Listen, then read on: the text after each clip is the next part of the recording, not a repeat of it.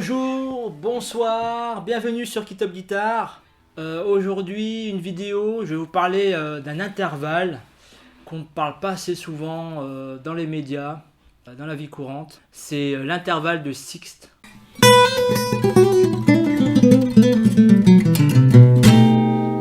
C'est un intervalle particulier, c'est pas le premier intervalle à apprendre, hein. Les premiers intervalles à apprendre, c'est la tierce et la quinte, parce que ce sont des intervalles qui composent un accord à trois sons.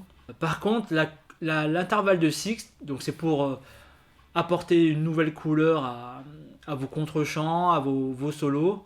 Il est utilisé dans le blues, dans le rock, hein, très, très, très utilisé.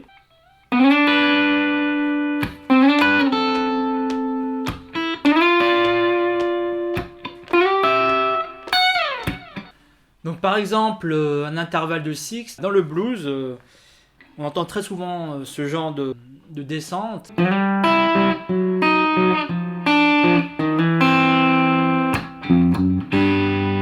Ça, cette descente-là.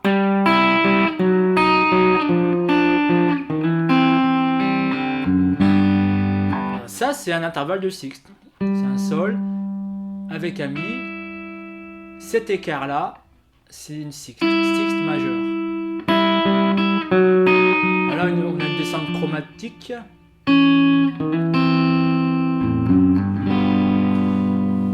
On l'a aussi sur cette chanson-là.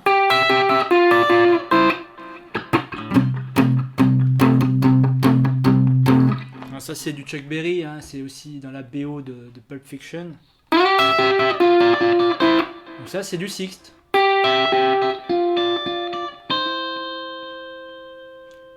On l'a aussi dans Sam and Dave Cook, la salon musique pour les connaisseurs. Donc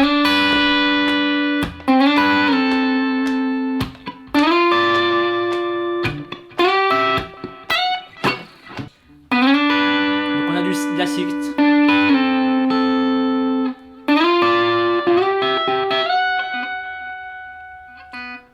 Donc c'est une nouvelle couleur, moi j'aime bien, c'est un écart qui est assez large par rapport à une tierce. Les tierces, c'est assez rapproché les tierces. D'où son nom, hein, 3 tierces.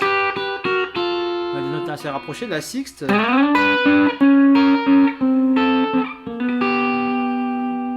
Et en fait, quand on joue deux notes en sixte, on peut tomber sur l'accord, sur les deux notes appartenant à un accord. Par exemple, si je fais un Do,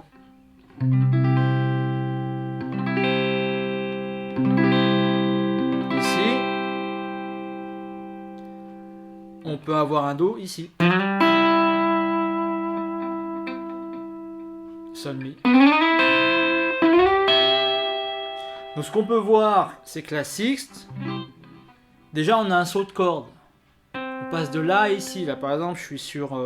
je vais mettre sur des notes appartenant à l'accord de Do. On a un Sol et un Mi là. Au niveau un peu géographique, sur la guitare, sur le manche, on est sur une ligne verticale. Et il faut faire un saut de corde. Sol Mi. Ça c'est la sixte majeure. Sixte mineure, il y a juste un décalage à faire. Donc là, c'est quand on est sur la quatrième et la deuxième corde. Par contre, entre la troisième et la première corde, c'est un peu différent. Là, j'ai mis Do.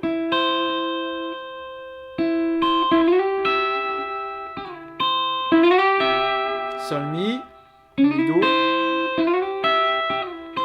Voilà, donc cherchez à trouver les sixtes qui appartiennent à l'accord sur lequel vous jouez. Et vous pourriez tomber sur les deux notes qui appartiennent à l'accord. Par exemple, un Do7. Un Do7. On a Si bémol et Sol ici. Un Do7, c'est Do, Mi, Sol, Si. Et ici, on a Si bémol, Sol. Et ce qui se fait très souvent en blues, c'est de passer de la carte vers votre accord. Donc on a Do7, la carte, c'est Fa.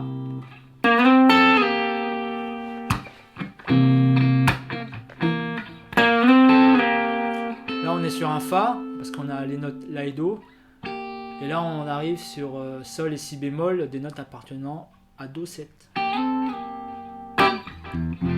Après, on peut passer sur la grille des blues, on est en Fa.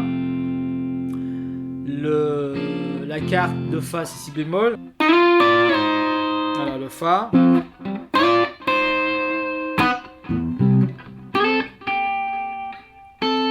Là, on a un intervalle de sixte sur un accord de Fa et on atterrit sur le Do.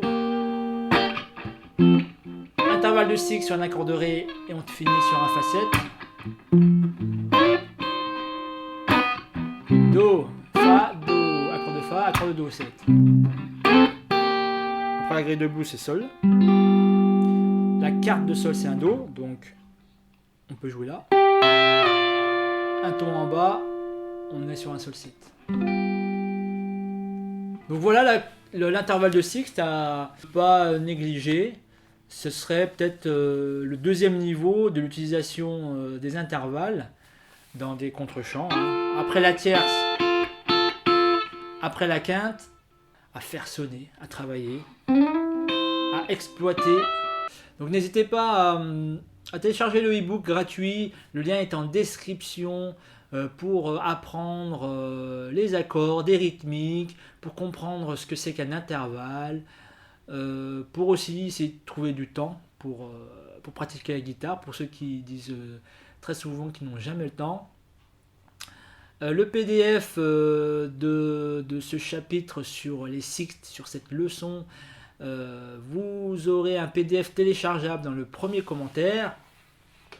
N'hésitez pas à me soutenir en cliquant sur j'aime, en mettant un commentaire de soutien ou en partageant la vidéo partout sur vos réseaux sociaux.